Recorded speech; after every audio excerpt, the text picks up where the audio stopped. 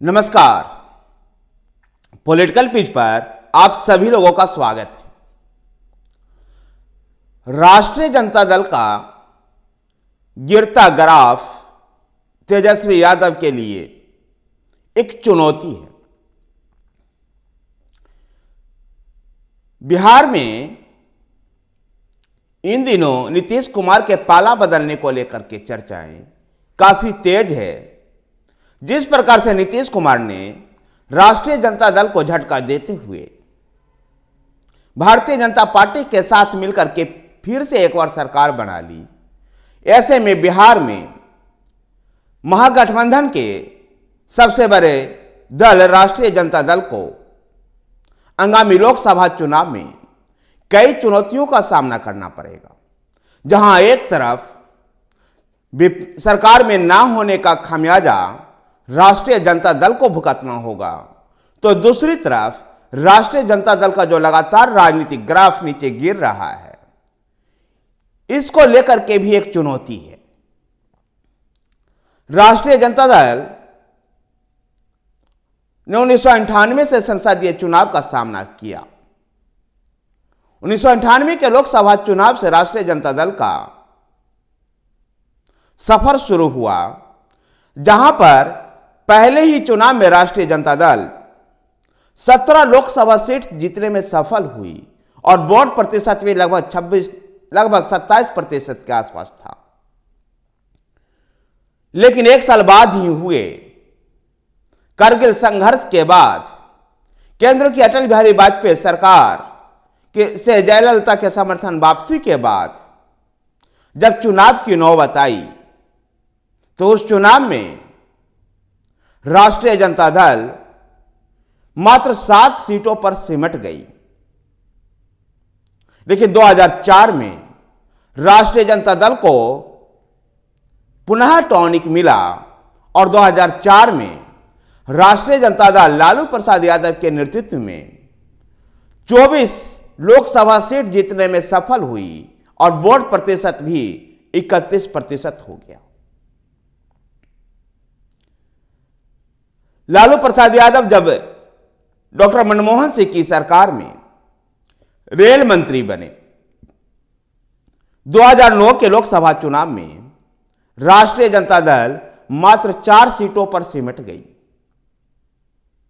Vote प्रतिशत भी लगभग 5% से ज्यादा कम हो गया।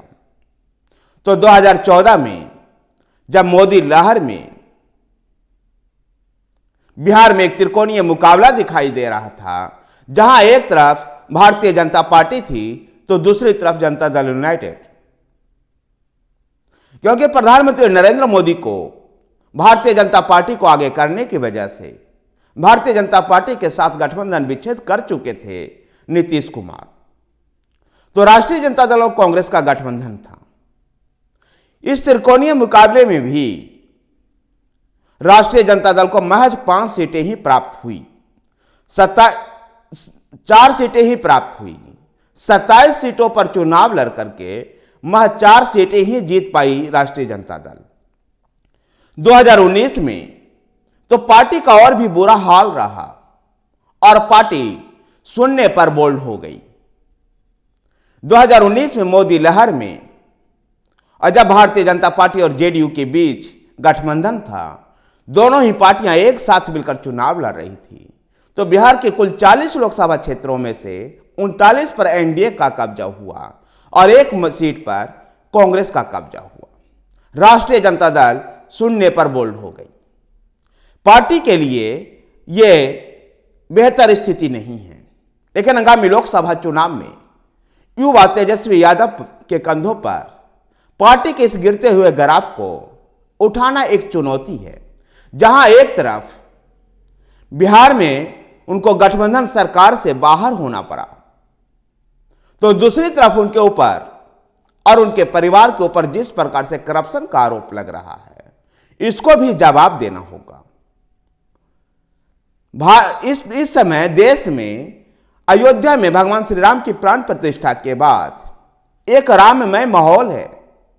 प्रधानमंत्री नरेंद्र मोदी की सामवेशी विकास को लेकर के देश में एक समय सकारात्मक सोच है। इस समय ऐसे में राष्ट्रीय जनता दल को नीतीश कुमार के साथ छूटने के बाद कई समस्याओं से दो चार होना पड़ेगा।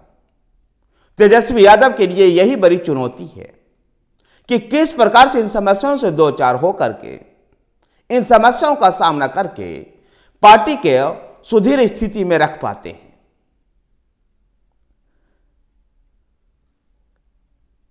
राष्ट्रीय जनता दल इन दिनों 17 महीने की जो सरकार नीतीश कुमार की सरकार में राष्ट्रीय जनता दल रही और जिस प्रकार से शिक्षक भर्ती हुए, इस शिक्षक भर्ती का क्रेडिट लेने की कोशिश कर रही है और इसलिए 17 बनाम 17 का मुद्दा भी लगातार राजनीतिक क्षेत्रों में उछाल रही है ताकि पार्टी को जनता से जोड़ा जा सके।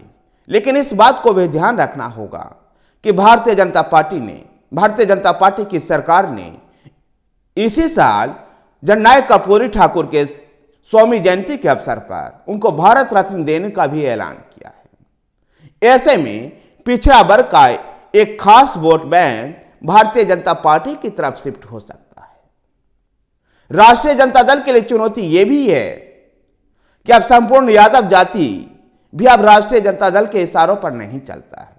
यादव जातियों में से भी बहुत सारे ऐसे ग्रुप बन गए हैं जो भारतीय जनता पार्टी और जनता दल यूनाइटेड की तरफ चला जाता है। ऐसे में राष्ट्रीय जनता दल की चुनौती बहुत गहरी होती चली जा रही है।